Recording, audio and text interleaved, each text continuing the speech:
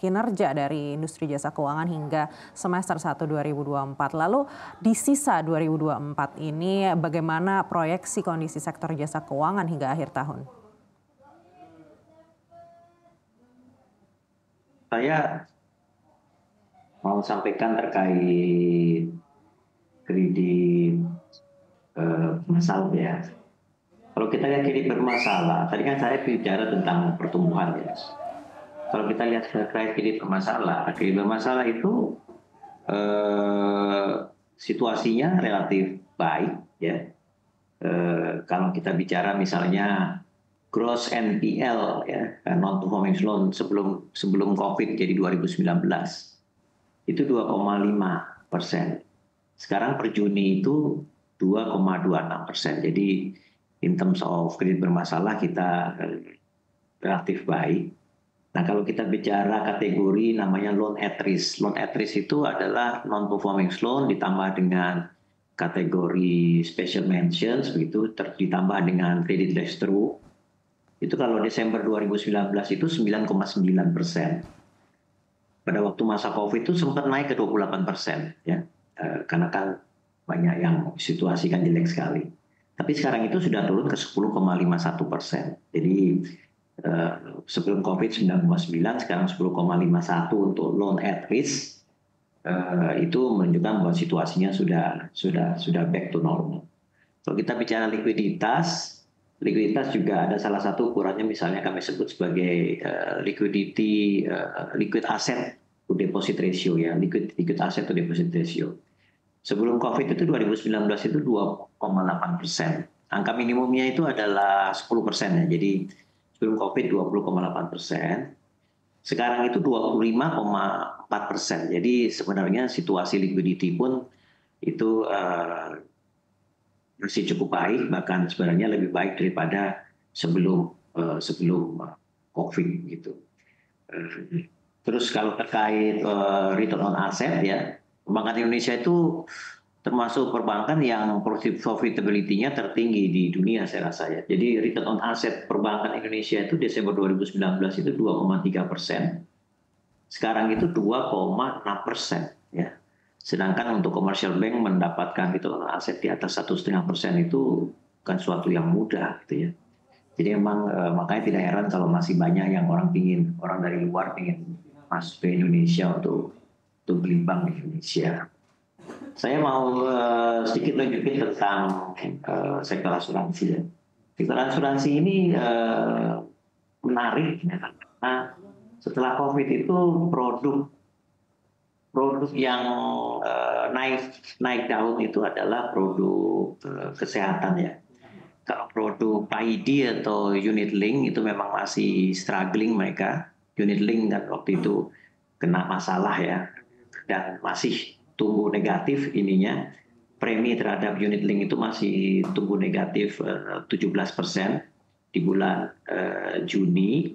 Sedangkan produk seperti health insurance itu preminya tumbuh 32%. Jadi memang setelah COVID ini kita lihat ada produk yang kemudian digemari oleh masyarakat. Semua menjadi paham tentang harus sehat gitu ya, dan kalau ada masalah punya asuransi.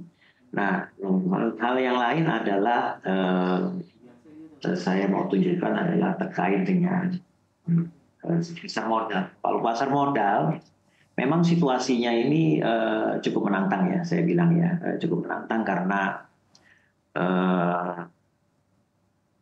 jumlah IPO memang belum dari jumlah value ya.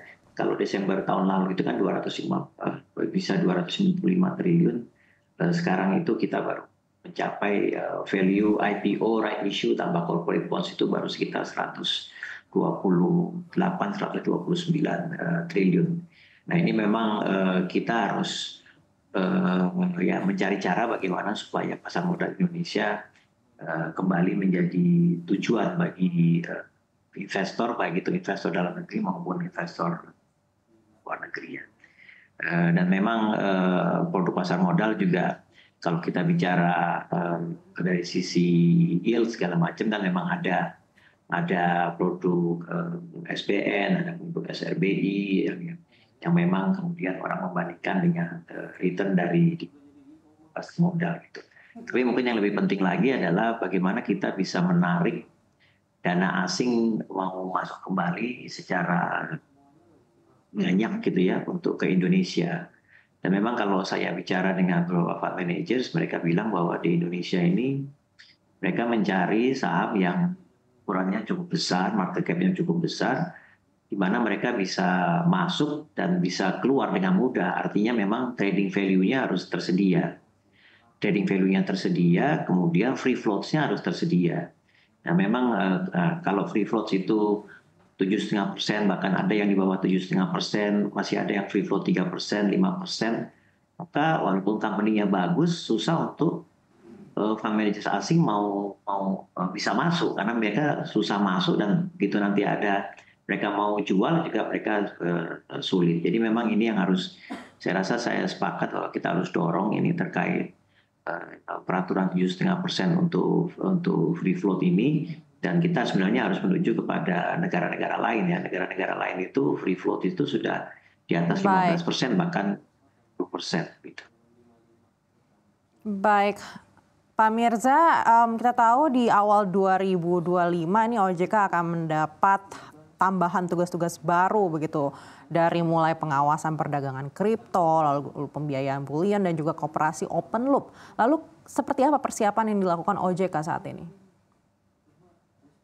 Nah, OJK kan mendapat mandat dari negara ya bahwa Januari 2025 OJK akan mengatur dan mengawasi kripto, kemudian juga financial derivative yang saat ini diatur dan diawasi oleh teman-teman di Bapepti. Jadi per Januari 2025 itu akan berpindah ke OJK. Demikian juga dengan koperasi open loop, ini juga pengawasan pengaturannya juga akan berpindah ke OJK. Ya di satu sisi tentu kami harus menyiapkan organisasinya ya.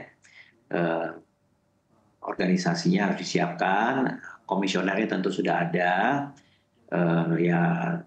orang harus disiapkan, kemudian juga sistem kerja disiapkan, dan saat ini sih kami siap ya untuk menerima pengalihan tugas tersebut, baik itu koperasi open loop maupun kripto maupun juga financial derivative gitu. Baik. Sekali lagi terima kasih Pak Mirza Aditya Suara selaku Wakil Ketua Dewan Komisioner Otoritas Jasa Keuangan sudah bersama kami kali ini. Sehat dan sukses selalu untuk Anda. Terima kasih Anda.